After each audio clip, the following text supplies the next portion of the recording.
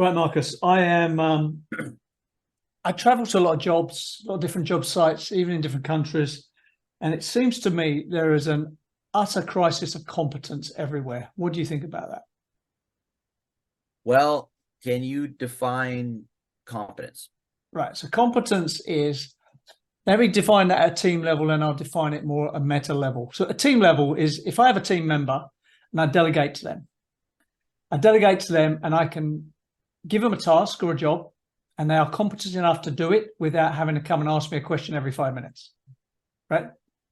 So it's about being able to deliver on what you say you can do. That's how I define competence. So even at a meta level, you hire a construction firm and they say, yep, I'll build that for $100 million. Give me the job. And you can give it to them and they can actually do it. They're not lying or bullshitting about what they can and can't do. It's being able to deliver, do what you say, deliver what you promise. That's competence. Okay. The next, I always have a couple questions, following up. One is you just said 100 million, and then the first thing I'd say is how fast do you want it? And the next one is how good do you want it? Because if it's fast and good, it ain't going to be cheap.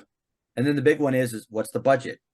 You know what I mean? Like you've played with those three words. And the next one is also like when competence, like that has to do with wisdom and experience and expertise. So then I would say who's on the team, because nothing against the new generation, but for every, one person in the 50 plus range that are leaving, 10 people, they're not filling them. So you got to look at the team. So I guess the level of competence for me would be the experience and the years of the team. I know I just convoluted the question, but there isn't one answer fits all. Well, let's talk about the project, right? So the triple constraints, time, cost, quality, right? It's a triangle. So what that means is if you want it faster, you have to pay more and the quality goes down, right? You want more quality, you got to pay more and the time extends. There's a relationship there, right? They're interdependent things, right? But competence means being able to manage them three things well, right? Not just saying yes to everything, being able to deliver, being able to have a hard conversation, being technically enough to know what you're doing. So where I'm going with this is I read a stat. I fly a lot because I'm an asshole. And you wind up reading a load of magazines because you've done all the movies on every airline possible, right? True. And one of these things I read was about the retirement crisis coming in North America. And it said for every 5 people that are retiring from the AEC industry, only one person is coming in behind. Let's pretend that's hyperbole. Let's just say it's half. Let's say 3. Yeah. So for every 3 people retiring, only one person's coming in. That sets up a supply and demand crisis. But when you say one person's coming in, the problem is that's not the 15 to 20, 30-year person that just left. So you've hit the nail on the head, because the problem is, let's go with the low number 3. Let's say 2. For every 2 people go in, one person comes in. But the 2 people who go in are very experienced practitioners. And the person coming in has to look to get through that learning curve. And I'm telling you, I don't care how good you think you are. You have to do 8 or 10 years to have the word senior in front of your name. Oh, yeah. Right? So there is a problem there, a supply and demand dynamic that is set up. And I'm already seeing that supply and demand dynamic play out in Saudi Arabia, where there's so much work.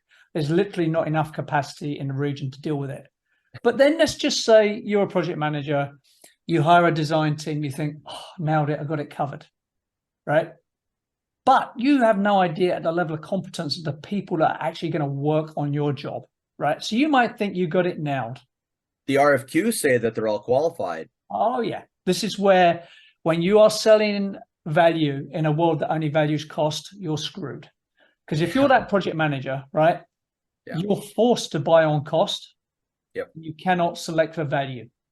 Value is where competence lives, and cost is where incompetence lives. So I actually am seeing now this supply and demand dynamic really playing out. I was in Saudi Arabia last month, and that place is just on fire. There are so many giga projects, multi-billion-dollar jobs. Yeah. One job is 580 billion, phase 1, right? This job is so complicated. It's called The Line in Neom. It's so complicated and so unusual that they're having to negotiate with NFPA about rewriting the fire code. It's so gargantuan, right? So that job alone, someone, I'm friendly with one of these sustainability people there. They've done an analysis. That job alone needs 10 times more steel than the Saudi Arabia produces in a year. That's without every other giga project getting steel or concrete. So then lay onto that the necessary competence and engineering knowledge and people you need to deal with that. Right. Well, That's it's funny. Countries. Oh yeah. Well, it's funny you just said that, because that reminded me of, like, remember that Three Rivers Bridge, I believe, in China, that basically needed all that concrete.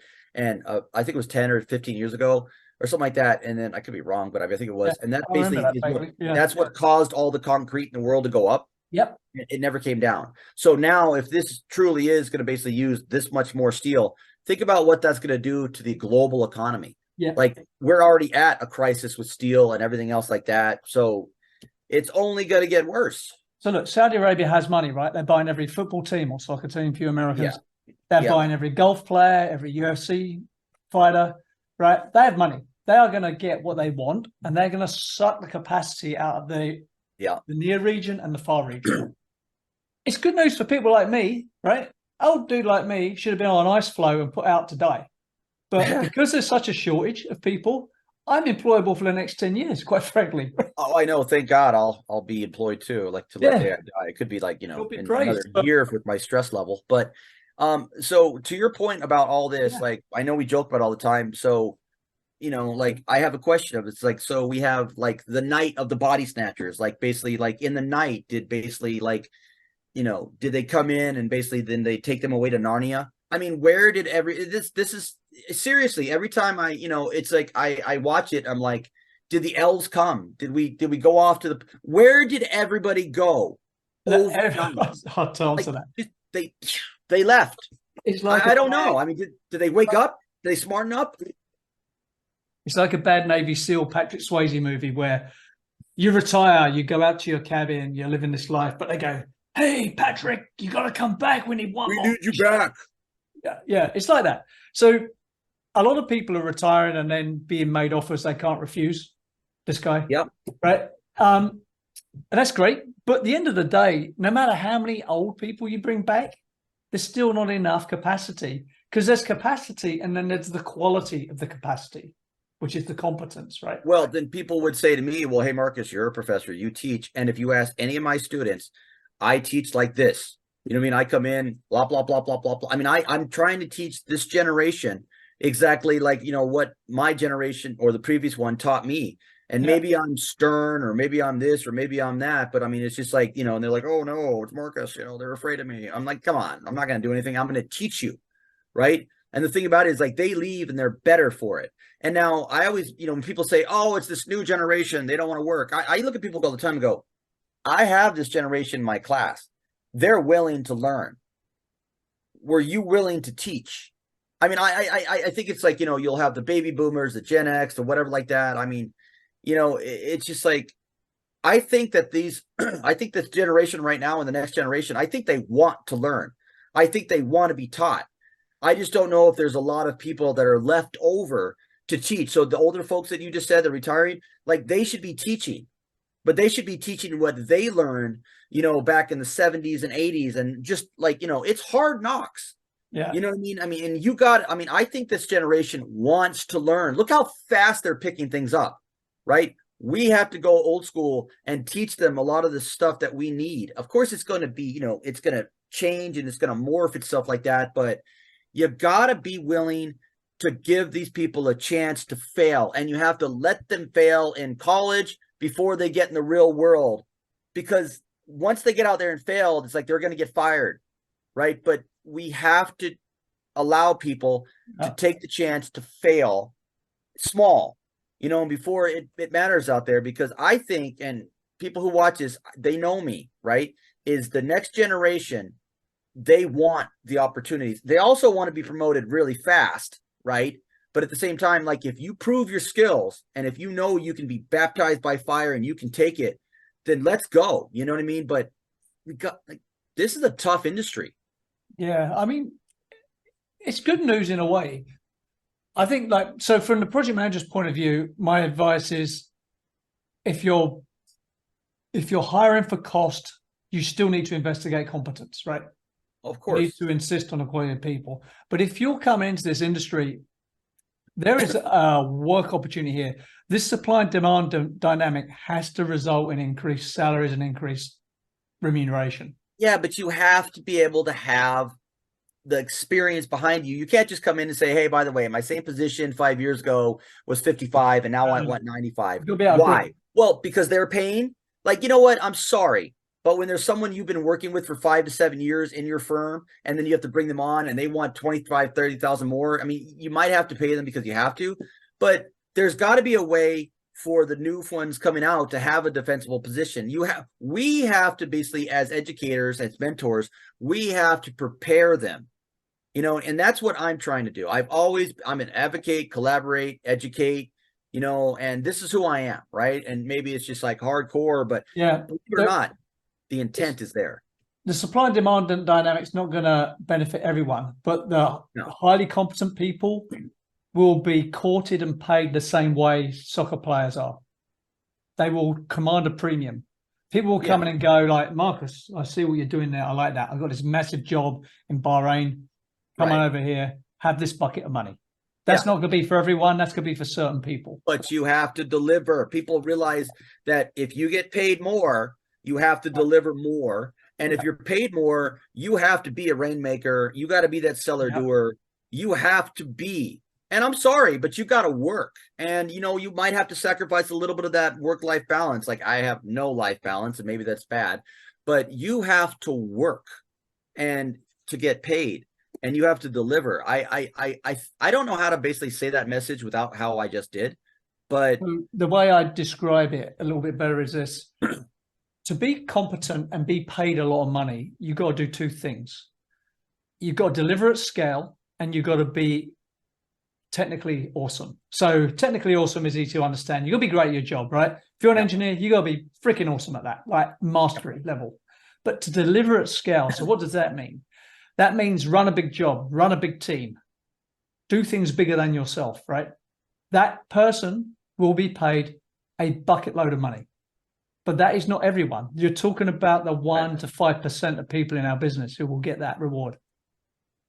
You gotta, another thing too, is the whole leadership part is basically to inspire people, delegate. I'm getting better and better at these type of things, especially in the world that we live in right now. It's just like inspiring people, how to work, positively manipulate people. That word, positively manipulate. How do you keep them going? But remember, people want to follow leaders, into battle that they know that will be in the battle with them, right? I believe now, I think we're changing a little bit. Before they used to sit back and say, hey, go over there. I think now more it's just like, I hate to say it, but I would never ask someone to do something I can't. And maybe that's maybe it's old school mentality, but that's why maybe I keep my knife sharp. That's why I keep my spear sharp. I do. Like everything, I'm one of those people where it's just like, I do not want to lose my skills as a subject matter expert. And because it's just like, I think that the days of just being a manager are changing. You actually have to be, in the ditches, and you got to get it done, because we're all working together. And I think, I don't know, but this is me, but clients want to feel that. I think they want to basically, like, that's the person I want on my team. Those are the people, you know what I mean? Like, we can count on, and it's going to get hairy. Are they going to be willing to pay for that? Because in going forward, they're going to have to pay for that. To wrap this up, I would say, is there a crisis of competence? Yes, because too many people are leaving and not enough people are coming in behind. And competence is going to command a premium going forward. You want that team, you will be paying for it, and you will. No. There's no skipping around this. You're exactly right. Competence and pay, they have to go side by side. I mean, right now in the world, when you can do a lot of things and other people can't, you can demand what you want. Right now it is like that right now. You just got to remember, it's just like, got to look at the other side. You jump over, it's like, like FIFO, or, it's like first in, first out. You know what I mean? You got to really think about what it matters and who you're working for. And are you with the team, or are you just a gunner? You know what I mean? And it's just like, I tell people all the time, if you want to go, I wish you the best. I'm still your friend. I want, if people go to another job, I want them to be happy. And I want them to understand that there's no animosity. And I tell people all the time, you know, like if someone leaves your company, like make sure they're happy leaving, because if they're not happy leaving, oh my goodness, it's not good, you know. So teach them to be better, you know, like teach them so they can leave, teach them that they can stay, you know, just be their friend. And all right, so let's wrap that up there. Is there a crisis of competence? I say yes.